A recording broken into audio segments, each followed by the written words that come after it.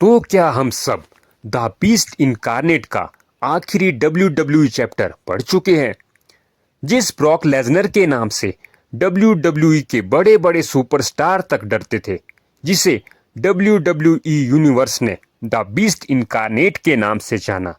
क्या अब उस बीस्ट का WWE चैप्टर सच में खत्म हो चुका है? ब्रॉक लेसनर के फैंस के लिए ये सिर्फ एक रिटायरमेंट नहीं, बल्कि एक पूरे WWE एरा का अंत हो सकता है। साल 2002 एक बेहद खतरनाक और फिजिकली डोमिनेंट सुपरस्टार WWE में आया। नाम था ब्रॉक लेसनर। कम उम्र में ही ब्रॉक ने WWE चैंपियनशिप अपने नाम कर ली और बहुत जल्द ये साबित कर दिया कि वो बाकी सुपरस्टार से अलग है। उनकी पावर, स्पीड और एग्रेशन ने उन्हें WWE का सबसे खतरनाक नाम बना दिया। लेकिन ब्रॉक लेसनर की कहानी यहीं खत्म नहीं हुई। WWE से बाहर और फिर द बीस्ट की वापसी। ब्रॉक ने WWE छोड़ा, लेकिन जब उन्होंने 2012 में WWE में वापसी की तो WWE यूनिवर्स ने एक बार फिर उस बीस्ट को देखा, जिसे रोकना आसान नहीं था। इसके बाद ब्रॉक ने WWE के इतिहास के कई सबसे बड़े मोमेंट्स अपने नाम किए। द अंडरटेकर की रेसलमेनिया स्ट्रीक का अंत, जॉन सीना के खिलाफ डोमिनेशन, रोमन रेंस के साथ उनकी लेजेंडरी राइवलरी, गोल्डबर्ग के साथ एक्सप्लोसिव बैटल्स और फिर कोडी रोड्स के खिलाफ उनकी इंटेंस राइवलरी। जी हाँ, अब मौका था ब्रॉक लेसनर वर्सेस ओबा फेमी। लेकिन अब कहानी पहुंच चुकी थी एक बिल्कुल अलग मुकाम पर।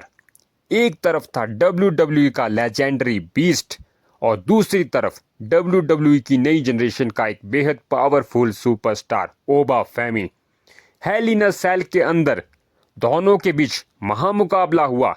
ये सिर्फ एक मैच नहीं था, ऐसा लग रहा था जैसे WWE की पुरानी जनरेशन और नई जनरेशन आमने सामने खड़ी हो। तो क्या यह सच में द बीस्ट का अंत था?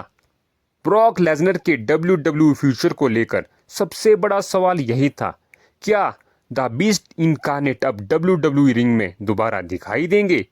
अगर ये उनका आखिरी चैप्टर था, तो ब्रॉक लेसनर का WWE करियर सिर्फ जीत और चैंपियनशिप्स की कहानी नहीं है।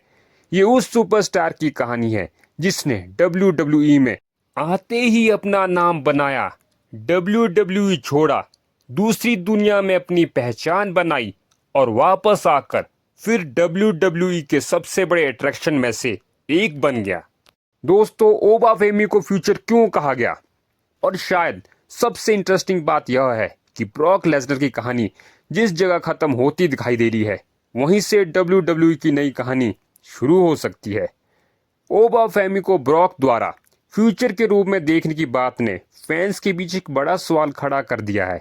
क्या WWE ने ब्रॉक लेसनर की जगह को भरने वाला रेसलर ढूंढ लिया है? क्या आने वाले सालों में ओबा फेमी WWE का नया डोमिनेंट मॉन्स्टर बन सकता है, या फिर ब्रॉक जैसा सुपरस्टार बनना किसी के लिए भी लगभग इम्पॉसिबल है?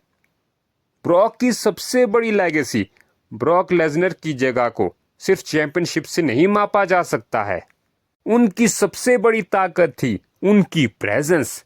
जब ब्रॉक लेसनर का म्यूजिक एरिना में बजता था, तो फैंस को पता होता था कि अब कुछ बड़ा होने वाला है। उनकी एंट्रेंस, उनकी स्टेयर, उनकी पावर, उनका F5 और वो famous line, welcome to the suplex city, ये सब WWE फैंस की मेमोरीज का हिस्सा बन चुका था। हो सकता है हम ब्रॉक लेसनर को WWE रिंग में फिर से देखें, और हो सकता है कि अब द बीस्ट इनकार्नेट का आखिरी चैप्टर सच में लिखा जा चुका हो।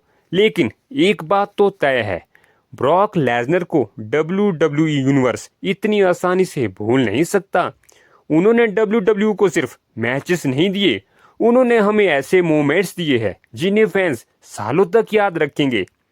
अगर आप भी चाहते हैं कि ब्रॉक लेसनर WWE में कम से कम एक आखिरी बड़ा मैच जरूर लड़े, तो कमेंट में लिखिए वन मोर मैच ब्रॉक।